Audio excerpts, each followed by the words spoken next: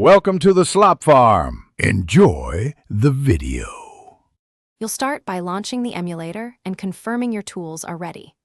Open your emulator, enable developer options if needed, and connect via ADB so the system recognizes the virtual device. Once done, grant location permission to the target app inside settings. This avoids runtime prompts during testing. Make sure you have the correct ADB path set in your terminal and that a DB devices shows the emulator. This step prevents permission errors and prepares the environment for injecting coordinates.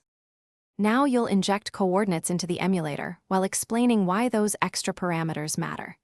Use the emulator's extended controls or an ADB command to push latitude, longitude, and accuracy. Higher accuracy yields more believable behavior.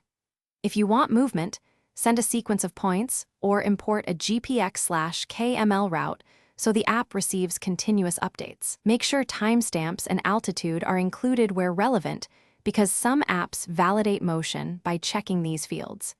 This produces reliable, repeatable test results. Finally, share the emulated location with other tools or devices and verify the app accepts it. You can expose the emulator via a DB reverse or use a mock location app within the VM. For collaborative tests, export a GPX and distribute it.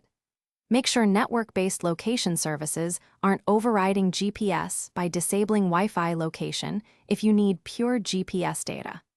If it fails, restart the emulator, rerun a DB devices, and revoke then regrant location permission to clear.